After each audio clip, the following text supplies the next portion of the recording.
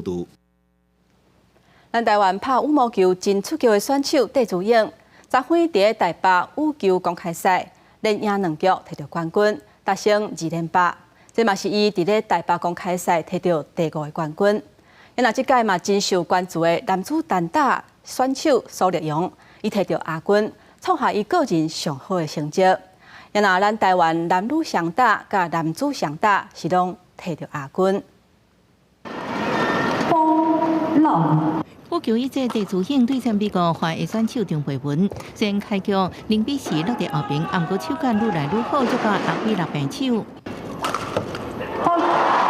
这一球反超前对手了后，连摕9分，延续赢前气势，以2-14摕第1局。到第2局，双方无分胜负，一直到8-8平手了后，戴资颖连续得分又开比数。张培文一路一直将暗哥戴资颖几摆强劲的攻势，无互对手机会，最后以2-17胜出，一路之拍败对手，成功伫台北羽球公开赛2连霸，夺得到生涯第5座台北公开赛冠军。它就是我这几站比赛一个结束，那我回去之后会再继续就是持续的训练。大家都有在运动，然后会来支持选手，我觉得这是让体育的发展可以更好。戴资颖这一摆比赛5战拢是一路之出线，表现赢吧。比赛了后，将球尾偏互球迷，互现场掀起一波高潮。今年欧美苏立荣决赛对战台北争执印尼选手王多约，第1局无分胜负，虽然苏立荣化解2个局发点，阁反超，不过对手无咧让，连赶3分，23-21，先摕1局。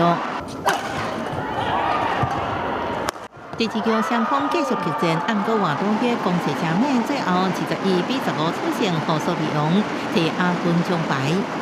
准备的算蛮充足的，只是就是在一些关键球上比较可惜一点，对啊。然后第1局其实对我有优势的那边没有把它拿下来，那第2局的话可能就会更辛苦一点，非常不可思议的1个礼拜吧。虽然无缘伫台北比赛摕到冠军，苏立荣得到亚军，依然创下个人生涯上好的纪录，得到5957分，也互苏立荣伫下礼拜世界排名进入到前40。记者综合报道。